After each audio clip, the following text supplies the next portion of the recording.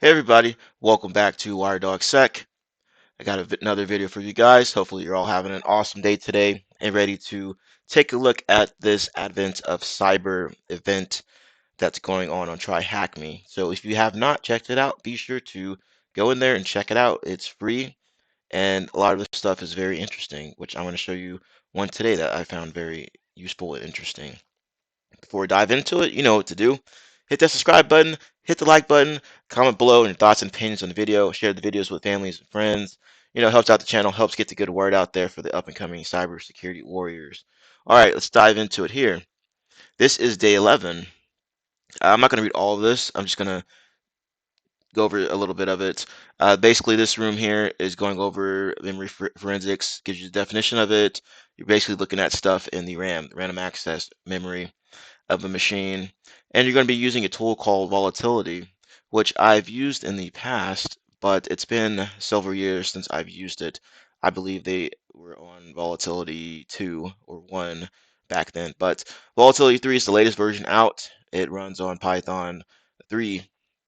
So we're going to be taking a look at that here. It explains why memory forensics is useful, goes over the basics of stuff here, other information. Be sure to read this yourself. Like I said, I'm not going to go through all of this. Goes over what volatility is, open source memory physics toolkit written in Python. Volatility allows us to analyze memory dumps, take it for Windows, Linux, and Mac OS devices, and is an extremely popular tool in memory forensics. If you're in the deeper world, the digital forensics incident response world, then more than likely you may come across this tool when you go and do investigations or whatnot. It gives you an example of the help menu here. Goes over a couple of the options when you run it. Gives you some more details about what they do or what it can do, listing process and network connections and other things. And this task will be looking at the operating system memory dump is from, processes and connections made at the time of capture. Of course, you can use image info. It gives you information about the image, what kind of Linux version is it running, what kind of Windows version, stuff like that. This one's going to be a Windows image we're going to be taking a look at here. So gives you some more information about the plugins. There's a lot more plugins available than just these, but these are the ones we're going to be taking a look at here.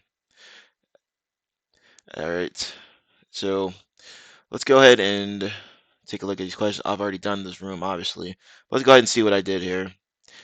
Um, let's see here. What's the version of Windows? And to do that, we're going to run the volatility, right, with this info plugin here. So go ahead and run this. I don't think this took very much long.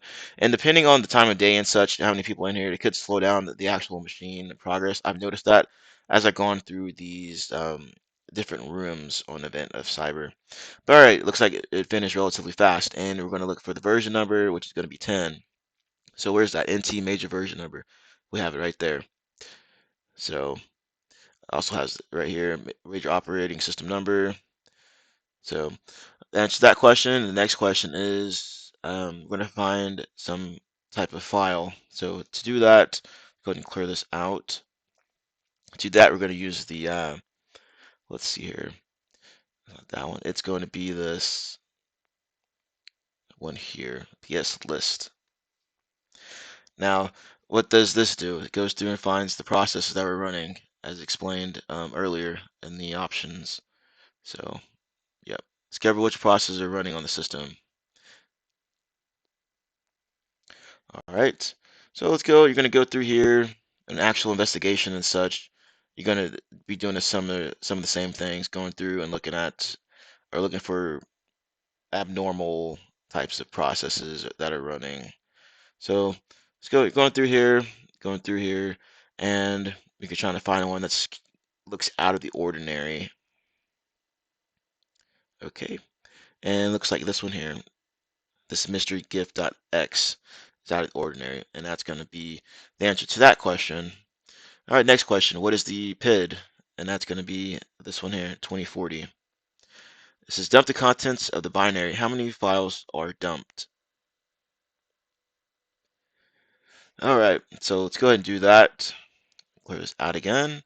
And for that one, we're going to be using the, I believe it's the dump one.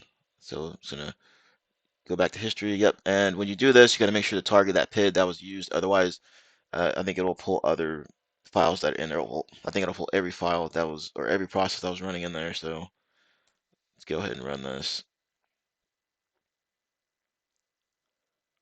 All right, it's doing its thing. It's going relatively fast. And let's see here.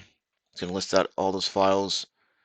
So let's go ahead and take a look at that again. Dump files. This plugin allows us to export the process where we can perform further analysis, static or dynamic analysis, to export a specific binary that allows us further to analyze it through static or dynamic analysis. All right, so I pulled all those files out of there, and there's a total of 16 files, which is the answer to that question.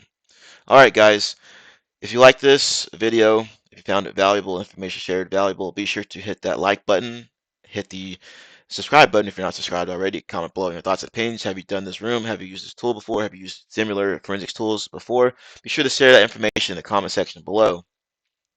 Also, I'll have a link to this Advent of Cyber stuff that's going on. We're on day 11, so you can always go back and finish the previous days as well. Just know that each day that you complete, you get entered into some kind of drawing, and you can win several different cool prizes. But thanks for watching. Have a nice day.